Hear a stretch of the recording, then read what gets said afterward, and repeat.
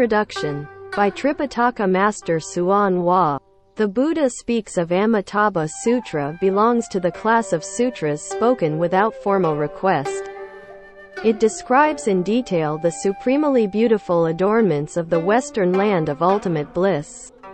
Living beings of the 10 directions need only recite Amitabha Buddha's name, practicing even just the Dharma of 10 recitations, in order to be assured of rebirth in that land. When the Buddha Dharma becomes extinct in the Saha world, this sutra will be the last to disappear. The first to go will be the Shurangama Sutra, the sutra most feared by heavenly demons and other religions, all of whom would like to see every existing copy of it burned to ashes. The Shurangama Sutra catches the reflections of the Li Mei and Wang Liang ghosts who, unable to hide, hate it with vengeance. Scholars who are without sufficient common sense fall in with the demons. This is truly pitiable. The Buddha speaks of Amitabha Sutra may be compared to a great magnet, and the living beings of the 10 directions are like iron filings. All the filings, without exception, are drawn to the magnet. Now, upon the completion of the English translation, I have added these words as a brief introduction. Why you should read this book. Gold Mountain Shramana Tripitaka Master Hua explains the path of self-cultivation as it has never been explained before. Where other Buddhist masters merely recite texts, the Venerable Master illuminates the way so that those who hear are crystal clear about its meaning. Where other Buddhist masters explain texts with the intellectual juggling of manifold lists and technical discriminations which easily confuse an audience, the Venerable Master picks out the essentials which reveal the methods to eradicate suffering. Where other Buddhist masters repeat interpretations learned by rote, the Venerable Master speaks directly to the conditions around him, showing one man how to free himself from the grip of arrogance and conceit, instructing another how to relieve the suffering of chronic illness, showing one how to shake off the bonds of heavy emotional attachments, instructing others on the way to recover from the pain of loss, showing one how to be patient and peaceful in the face of slander, scoldings, and beatings, showing others how, ultimately, to put an end to the unbroken cycle of birth and death, to the degree that those who seek his instruction are capable of understanding. To that degree the Venerable Master explains the Dharma, showing those of limited understanding how to be free from the suffering of excessive greed and anger, or how to transform stupidity into wisdom, and guiding those whose capacity is great to put an end to the last traces of birth and death. Never trapped in convention, the Venerable Master's teaching covers the whole spectrum, leading beings from the hells, through all the intermediate realms of mind, and establishing them in the wonderful enlightenment of Buddhahood.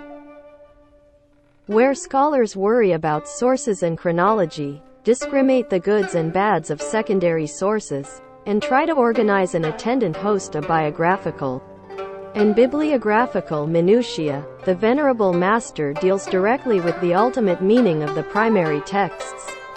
Although he teaches with unassuming simplicity, when he speaks people spontaneously change for the good and come to understand the profound and mysterious. His teaching is so thorough that it affects everything, but none of those who seek his instruction lands on him. When he seems to be doing nothing, his influence is felt everywhere, and when no one is aware of him, he fills everyone with happiness. His teaching transcends teaching. How is it that he has come to be able to teach in a way that is so unlike the ways of others? It is because he has cultivated the path to enlightenment. And because he has cultivated the path to enlightenment and has arrived at the goal that what he weighs can be believed. This is what makes him different from everyone else who talks about self-cultivation, and this is why you should read this book. You may wonder about the particulars of his cultivation of the way. There is much too much to present here, and so a general summary will have to suffice. Tripitaka Master Hsuan Hua, also named Nsu into Lun, was born on the 16th day of the 3rd month, lunar calendar, in 1908. His father, Pai Fu Hai, was a farmer in the Shuangcheng district of northeastern China. The master was the youngest of 8 children. His mother often recited the name of Amitabha Buddha, and in a dream one night shortly before the master was born, she saw Amitabha Buddha emitting a light which illumined the entire world. When she awoke, her room was filled with a rare fragrance. Because the master's home was in the countryside where there were few people, he did not become aware of death until he was 11 years old. When he did, it stunned him. While walking with some friends in a pasture, he came upon the body of a dead baby. The master did not understand why the baby was lying still on the ground and asked his friends, who simply said, "She's dead." Puzzled, he returned home and asked his mother what exactly death was. "All people, whether rich or poor, must die," she said, "either from old age, sickness, or accidentally." "How does one free oneself from death?" the master asked insistently. At that time there was a visitor in his home who answered the master's question by saying, "It is only through cultivation of the way, awakening to one's own mind and seeing one's fundamental nature that one can gain liberation from the continuous cycle of birth and death in the 6 paths." On hearing his, the master wished immediately to leave the home life and be in cultivation, but his mother told him that he must wait, for she needed him to care for her in her old age. He complied with her wishes, serving both his parents with the greatest devotion. His filial piety earned him the name, Filial Son Pai. He did, however, take refuge with the Triple Jewel, bowing to the Venerable Master Sheng Qi as his teacher. Although the master had but a few years of formal schooling, he is extremely well educated. Possessed of a photographics memory, he was able to memorize the 4 books and the 5 classics of Chinese literature in an amazingly short time. Moreover, in addition to his mastery of the Buddhist canon, he is well versed in the study of medicine, physiognomy, and astrology. When he was 19 years old, his mother died. After receiving the Shramanera precepts from his master, he took up the practice of sitting by his mother's grave, observing a mourning period of 3 years. He lived in an A-frame hut made from sorghum stalks where he cultivated dhyana samadhi and recited the name of Amitabha Buddha, ate only 1 meal a day, and never lay down to sleep. Occasionally he would enter samadhi for weeks at a time, never rising from his seat. One night the residents of the nearby village saw that the master's hut was on fire. A blazing light shot up into the air for some 10 yards, making the area around the hut as bright as broad daylight.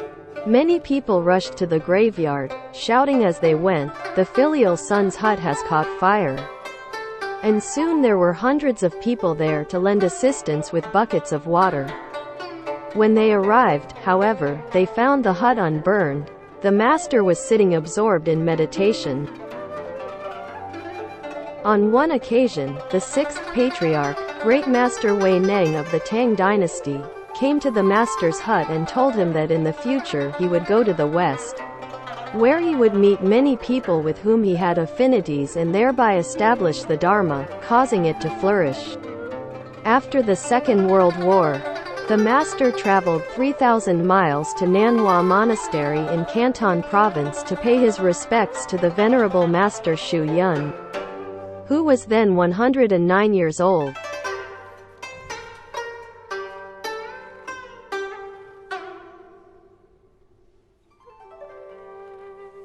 During his journey he resided at Puto Mountain, the Bodhimanda of the Bodhisattva Avalokiteshvara, where he received the complete Bhikshu precepts. When he arrived at Nan Hua, the two masters greeted one another. The Venerable Master Shu Yun recognized the master's attainment and transmitted the wonderful mind seal to him, making him the 9th patriarch of the Wei Yang lineage, and asked him to serve as the director of the Nan Hua Institute for the study of the Vinaya. In 1950 he resigned his post at Nan Hua Monastery and journeyed to Hong Kong, where he lived in a mountainside cave in the New Territories. He stayed in the cave until the large influx of Sangha members fleeing the mainland required his help in establishing new monasteries and temples throughout Hong Kong. He personally established 2 temples and a lecture hall and helped to bring about the construction of many others. He dwelt in Hong Kong for 12 years, during which many people were influenced by his arduous cultivation and awesome manner to take refuge with the Triple Jewel and support the propagation of the Buddha Dharma. In 1962 he carried the Buddha's Dharma banner farther west to the shores of America, where he took up residence in San Francisco and patiently waited for past causes to ripen and bear their fruit. In the beginning of the year 1968, the Master declared that the flower of Buddhism would bloom that year in America with 5 petals. In the summer of that year the Master conducted the Shurangama Sutra Dharma Assembly, which lasted 96 days. 5 of the people who attended that session left the home life and became bhikshus and bhikshunis under the Master's guidance. Since that time the Master has conducted many Dharma assemblies, and delivered lectures on the Heart Sutra, the Diamond Sutra, the 6th Patriarch's Sutra, the Amitabha Sutra, the Sutra of the Past Vows of Earthstore Bodhisattva, the Great Compassion Heart Dharani Sutra, and the Dharma Blossom Sutra. In June 1971 the Master commenced a Dharma assembly on the King of Sutras, the Avatamsaka Sutra. With such tireless vigor the Master has firmly planted the roots of Dharma in Western soil so that it can become self-perpetuating. He has spent many hours every day explaining the teachings and their application in cultivation, steeping his disciples in the nectar of Dharma that they might carry on the Buddha's teaching. The miraculous events that have taken place in the Master's life are far too numerous to relate in this brief sketch. He has freed many from the burdens of disease and other afflictions, and his followers number in the tens of thousands. His steadfast cultivation of bitter practices, the moral prohibitions, and the 6 paramitas, paired with his unwavering samadhi and profound knowledge of the teachings, serve as a model for living beings throughout the entire Dharma realm. One of the best indications of a person's character is the quality of the people who surround him. Over a period of 7 years, Bhikshuni Heng Yin, who translated the Venerable Master's explanation of the Amitabha Sutra, has been one of the leading disciples to study at the Venerable Master's feet, and has been one of his chief translators.